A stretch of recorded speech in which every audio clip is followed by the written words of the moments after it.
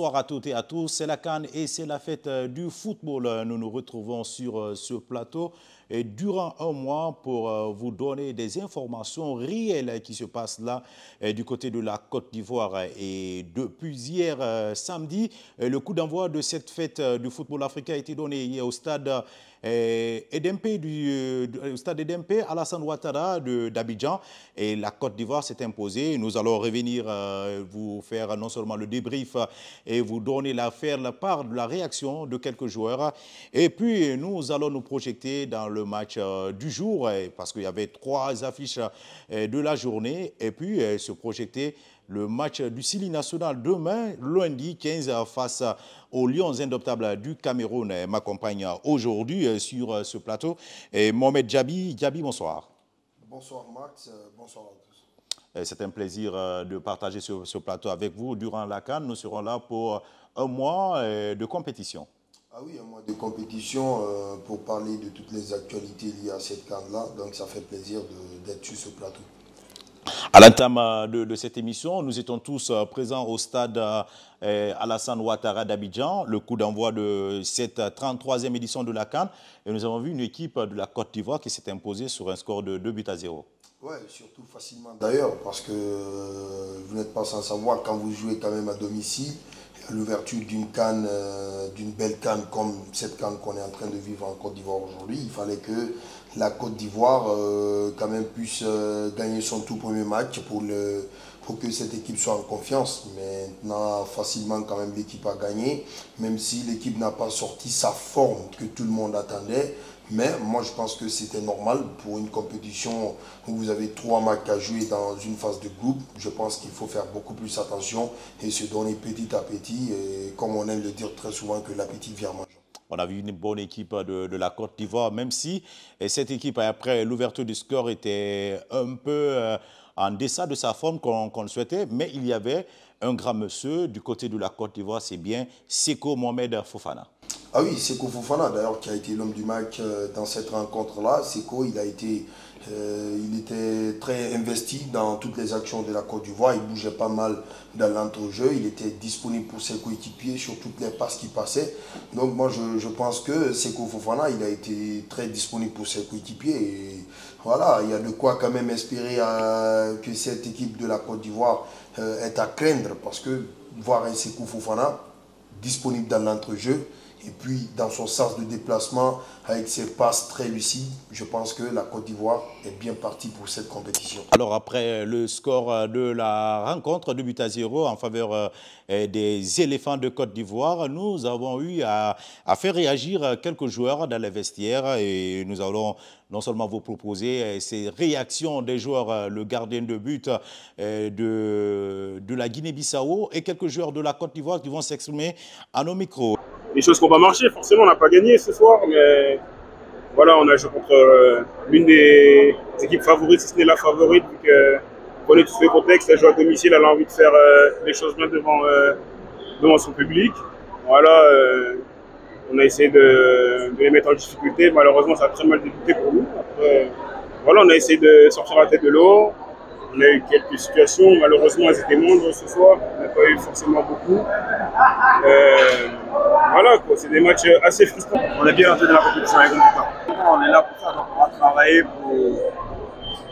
pour le prochain match. Et je pense avec le travail, avec le coaching, le prochain match va être mieux. Oui, et on continue cette émission. Et Gabi, on avait aussi eu quelques amis journalistes qui étaient optimistes et qui disaient que ce n'était pas une surprise de voir cette équipe de Côte d'Ivoire s'imposer. Ah oui, je n'étais pas surpris.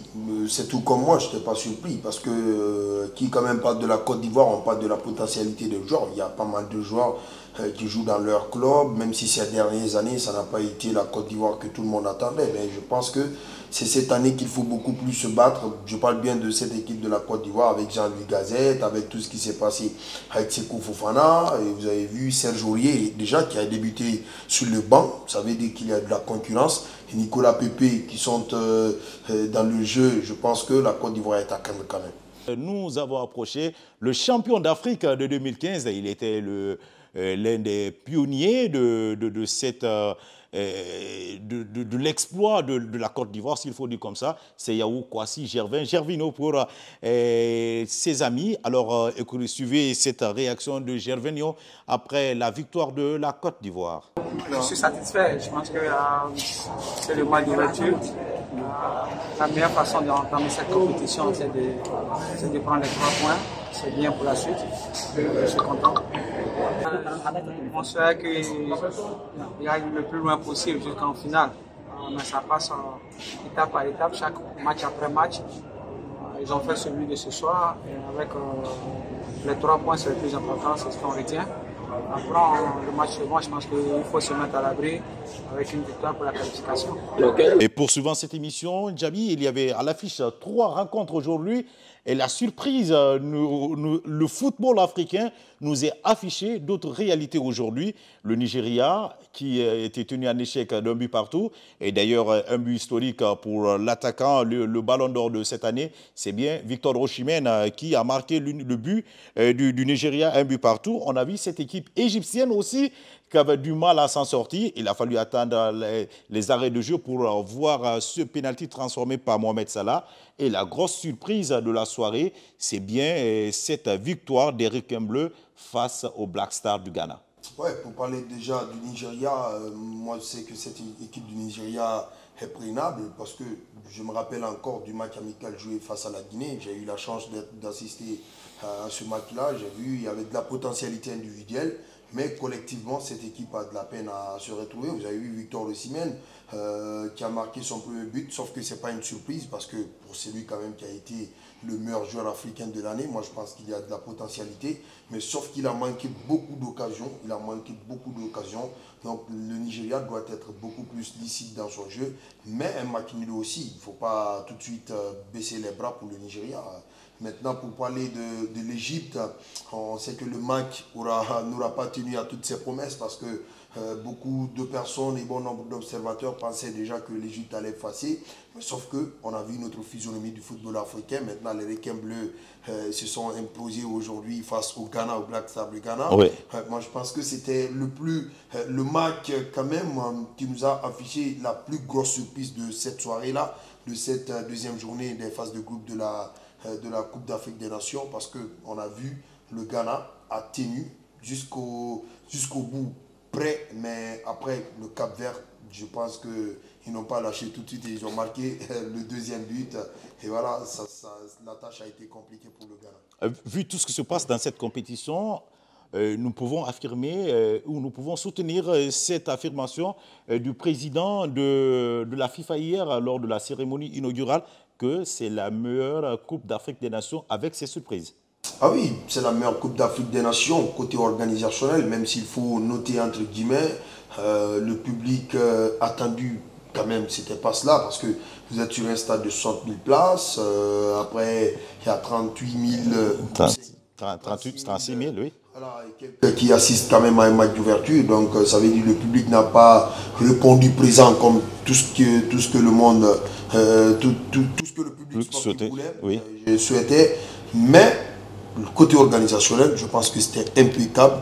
J'ai vu quand même les Ivoiriens en train de passer partout pour que cette CAN puisse réussir. Donc je rejoins un petit peu le président de la FIFA, Gianni Infantino, même si je sais que c'est un discours institutionnel. Alors, on quitte les rencontres du jour et puis on se projette sur le match de demain.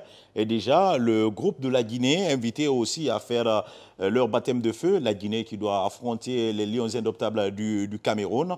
Le match se jouera là, ici à Yamoussoukro. Et puis, dans la soirée, le Sénégal va jouer. Déjà, Kaba Diawara était en conférence de presse. Alors, est-ce que vous étiez du côté d'Abu Dhabi? Vous avez vu cette équipe guinéenne? Est-ce que l'on peut se dire que l'espoir est là de voir cette équipe guinéenne proposer un résultat, quel que soit favorable ou un résultat nul face aux Lions indomptables du Cameroun? Oui, cette équipe de la Guinée, moi je pense qu'il y a de l'espoir. L'espoir, il est permis. J'ai vu l'équipe quand même se préparer à Abu Dhabi. C'est qu'il ne faut pas, il faut pas se mentir. C'est qu'il y a quand même eu un avancement, même si c'est d'un iota. C'est que l'équipe a avancé, côté physique. Maintenant, côté tactique, il faut juste un petit peu gommer des petites erreurs. Je pense que ça peut aller. Et surtout, ça sera face à une équipe camerounaise quand même, qui est prenable, qui est tenable, avec une absence de André Onana, avec une absence de peut-être de Vincent Aboubakar, qui est sûrement incertain pour ce match-là. Donc moi je pense, avec toute cette préparation, les gens sont restés quand même focus sur ce match-là.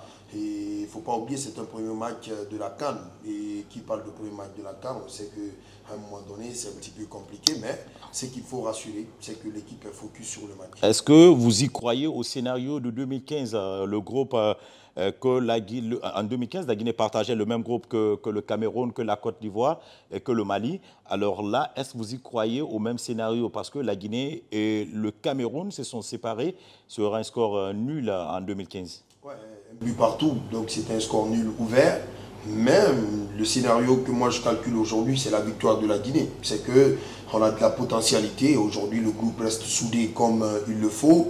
Je pense que cette équipe du Cameroun est quand même tenable. Parce que quand vous prenez, aujourd'hui, on a quand même des joueurs qui sont capables de tenir jusqu'au bout. Physiquement, dans la charnière, vous avez Mouktar Garabi. Et au niveau de l'attaque, même si Serou Girassi ne va pas jouer, quand même avec un trio au niveau de l'attaque, François Kamanou, Morgan Guilavogui, peut-être suivi de Bayo, je pense qu'il peut y avoir quand même de quoi espérer à la victoire de la Guinée. Merci à toi, Mohamed Jabi, d'avoir eu ce temps de produire ce premier numéro de la CAN. Et c'est bien l'émission, les minutes de la CAN, une émission que vous allez suivre durant cette fête continentale. Merci à toi d'être là. Merci Mohamed Mag, ça fait plaisir. Merci également à nos partenaires et merci au directeur de FAPGaz, M. Diallo, et merci à nos amis de 2KD et sans oublier la marque Ancêtre. Merci à toutes et à tous. On se reprend pour le deuxième numéro demain et bonne soirée chez vous.